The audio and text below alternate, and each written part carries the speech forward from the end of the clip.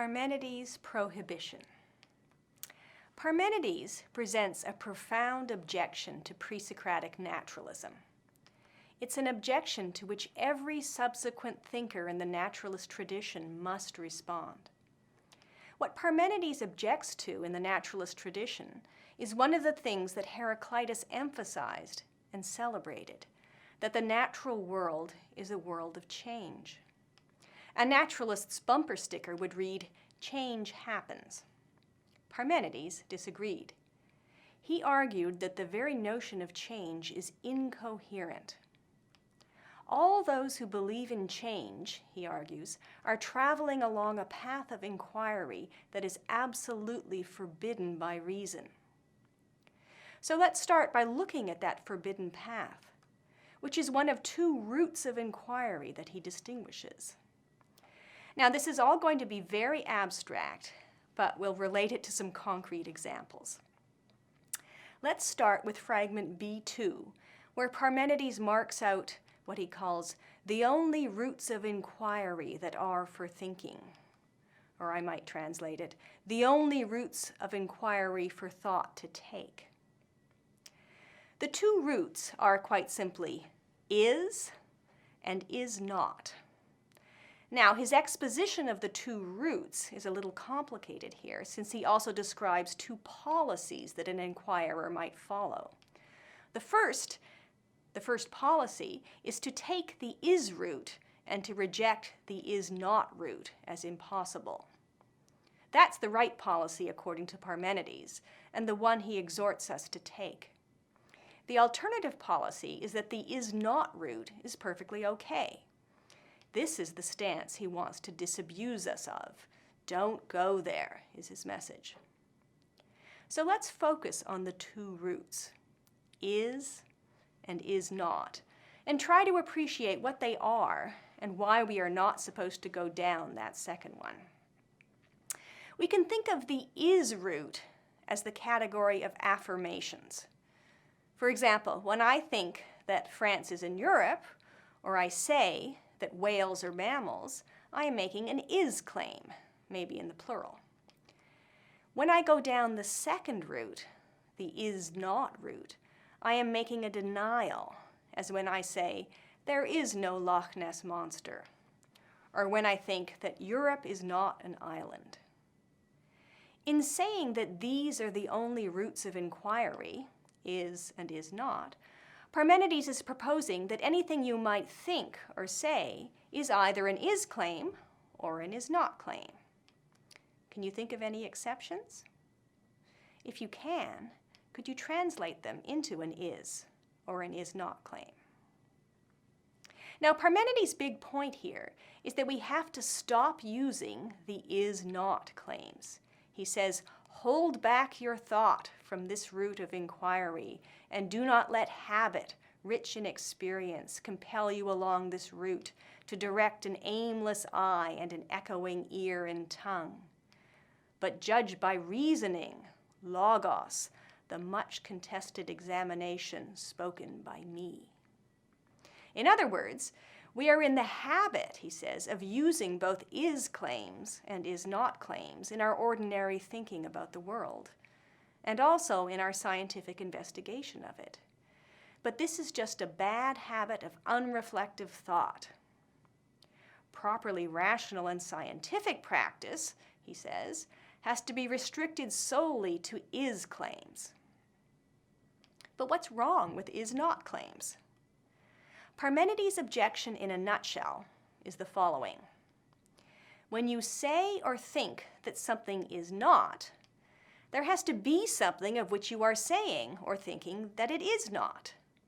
But then, that something is, while you are saying that it is not. So it turns out that you are saying it is not of something that is. Now let's consider an example. Suppose, step 1, I think there is no Loch Ness monster. That's an is not thought. Step 2, so I am thinking about the Loch Ness monster. That's the subject of my is not thought. Step 3, so there is a Loch Ness monster.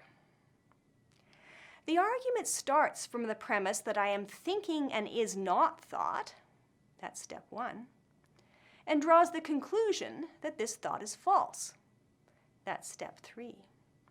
The conclusion is pretty embarrassing for anyone who accepts the first premise. If I am thinking that there is no Loch Ness Monster, then there has to be a Loch Ness Monster? And the argument can be generalized to any claim of the form, there is no, fill in the blank. What's the point of thinking any is not thoughts if they are all going to be false? As Parmenides tends to put it, anyone who tries to think an is not thought is trying to think that what is not is. So that's the sort of muddle you get into if you try to say or think anything of the form is not. Or so Parmenides tries to convince us. Are you convinced? Do you really think that it follows from the fact that you are thinking there is no Loch Ness Monster, that there is a Loch Ness Monster? Let's examine the argument in more detail. We should note, first of all, that the argument has a single premise, step 1, and it makes 2 inferences. So we have to see whether we accept the premise and whether we think the inferences are valid. Let's start with the premise. I think there is no Loch Ness Monster. Well, I certainly agree with that. That's what I think. So I have nothing to object to here. So now what about the inference to number 2? If I am thinking there is no Loch Ness Monster, then what am I thinking about? What is the subject of my thought? This seems pretty straightforward. I'm not thinking about Santa Claus or the abominable snow monster, but the Loch Ness Monster. So it looks like the second claim follows from the first. Now let's consider the inference from the second claim to the third. Does it really follow from the fact that I am thinking about the Loch Ness Monster that there has to be a Loch Ness Monster? Parmenides seems to be assuming that anything we think or talk about has to exist. That's why he says at the end of fragment B2, you cannot know what is not, nor can you declare it. We can make this principle an explicit step in the argument and add it after step 2. Parmenides' principle: if I think or speak of X, X must be, or X is. Now, if we accept both 2 and Parmenides' principle, I think we have to accept that 3 follows. But should we accept Parmenides' principle? Why believe that anything you can think or speak of has to exist? Well, you might ask, how is it that our thoughts or words manage to be about things at all? Now, that's a real philosopher's question. It's something we take for granted as thinkers and users of language, that strings of sounds that we utter and stuff that goes on in our brains manages to mean things, and in particular to be about things in the world. How is it when I say dogs, I'm talking about dogs? Now, it won't do to say it's simply a matter of convention, since in French I wouldn't say dogs, but les chiens. Yes, it's a matter of convention whether we use dog or chien to do the job, but how do we get the job done? How is it that either word manages to pick out, point to, or refer to dogs? Now, it's not at all ridiculous to suppose that the answer to this question will be a story involving dogs. And so an elementary theory of meaning or reference might include, or at any rate presuppose, something very like Parmenides' principle. And this is a principle that makes it deeply problematic or paradoxical how we could manage to think or talk about what isn't there. And that's pretty much Parmenides' message. Thinking or speaking about what is not is impossible, since there is nothing for our thought or speech to be about. We may utter the words and believe that we are thinking meaningful thoughts, but in reality, he tells us, we are just babbling. But if we want to insist against Parmenides that we are not babbling, what are our options? We can't just walk away from the argument and say, sorry, I don't believe the conclusion, because that's just being dogmatic. Parmenides has given us an argument for that conclusion. And so if we don't accept the conclusion, we have to find something wrong with the argument. Now, one option is to reject Parmenides' principle and the theory of meaning that motivates it.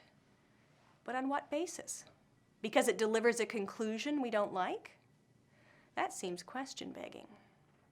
Rejecting the theory would be more respectable if we had an alternative theory of meaning that could both explain aboutness and also make sense of is-not claims. But coming up with a theory of meaning is a lot of work. Alternatively, we might revisit the question of whether the second step in Parmenides' argument follows from the first.